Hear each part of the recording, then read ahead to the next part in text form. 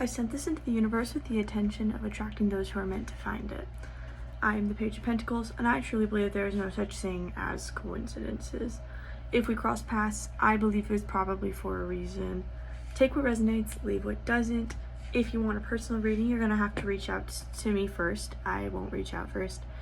And yeah, these are my only accounts listed above. So with that being said, what does the collective need to know today? 33 on the clock. This is a timeless message. I know for some people it can be like more reassuring to hear there's a time frame of when 47, oh interesting, a time period or time frame in which certain 55 on the clock messages are coming and reaching them. I personally believe that time is kind of a construct, so, and I just believe that messages find people when they need to hear it the most. 111 on the clock. So first off, we have the Four of Swords, the Eight of Pentacles, Four of Wands reversed, 10 of Swords reversed, and the Justice card upright. Now this is super interesting because I feel like this is indicating that there is some type, okay. Yeah, so this is super interesting because it's indicating that there's some type of like purging, or what's the right word? I feel like there might be processing of some sort, maybe past childhood memories, past traumas. There's just some sort of like coming to terms with something that's been not letting you have peace for a long time. With the Eight of Pentacles, it's like I feel like there's this energy of you are really interested in focusing on yourself and your self-work right now, and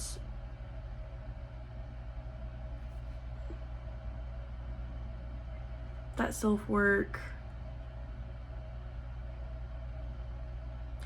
it's gonna come to fruition. I feel like with this there could be an energy of maybe not necessarily feeling like there's a lot of hope at the end of the tunnel, or that, you know, maybe you've been misguided in believing that you were going to receive some type of happy ending, but this is just a reconfirmation that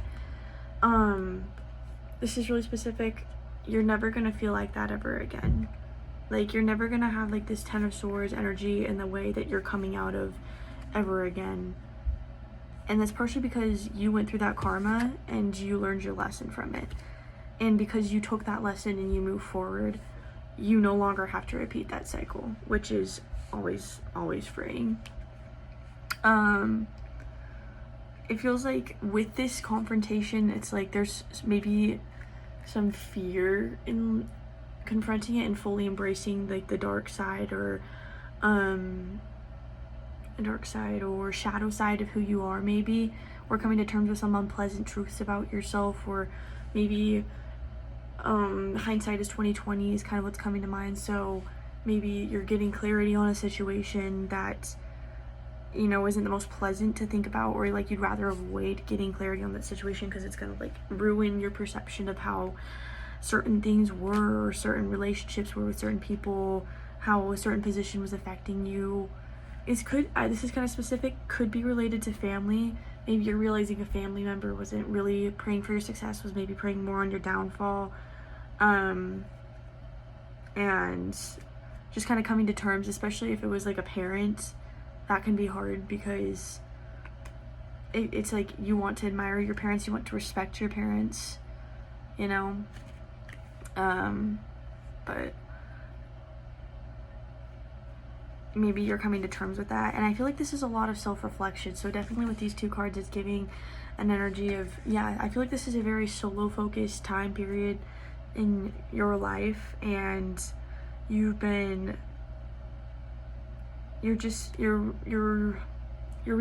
you're refocusing on yourself, you're calibrating to what you need, it feels like. But it's almost like there's like this butthurt energy somewhat justified, honestly, because it's like, no way I got treated like that, especially 505, especially if it comes to the fact that it could have been a family member. There is a reasonable amount of like betrayal that can come from that 515 as well. So 55 is significant, so change. But it's kind of real, because it's like there is a level of butthurt energy or martyrdom that, you know, makes sense.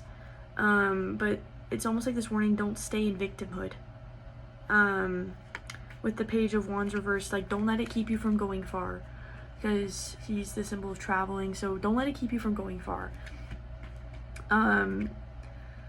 If you stay in this mindset of victimhood, you're never going to be able to achieve your full potential. I'm looking down at the deck right now. I'm seeing the Knight of Swords poking out, I believe, yeah, the High Priestess is poking out, the Sun card's poking out, the Ten of Cups is poking out, and the Devil reversed is poking out. So all of these good things are coming to you, but you can't stay in this victim mindset. You kind of have to work through it and just face whatever fear or uncomfortable truth is going on. And don't let somebody dim your shine. Like, don't let them have that victory over you. Don't let them have that power over you, because you deserve so much more than just feeling, what's the right word? You deserve so much more than feeling held back. And it feels like you're in like maybe this mental cage of some sort. Like, it's like, oh, well, this happened to me, and now, like, how on earth am I supposed to move forward? But the thing is that you do have the opportunity to move forward, and there's still a possibility that you can move forward. It's just whether or not you choose to break that cycle, because technically speaking, you learned your lesson, you've done the karma. So unless you want to willingly re-enter that cycle, things are looking up for you. This is all really great energy, like wish fulfillment, happy endings. Not even happy endings, but just like a happy life, you know, like continuing happiness. Because the thing is like, once you break a cycle, 22, and balance that shit out,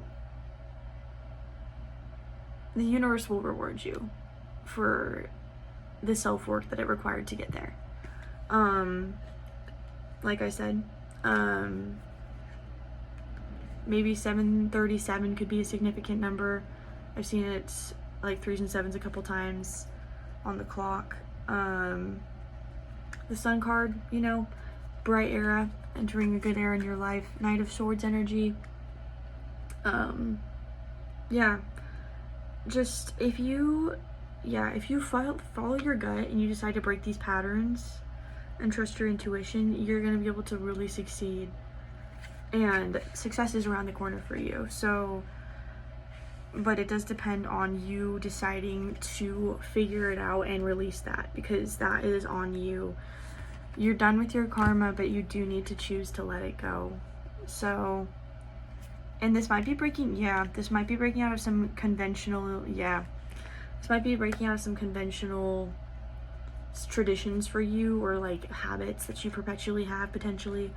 With the Hierophant reversed. So, and with death immediately afterwards, this is a massive change, and this is a massive rebirth for you. This could lead, you might have overextended yourself. This could have been a people-pleasing energy. 55, where you might have continued to give to a situation that was no longer benefiting you.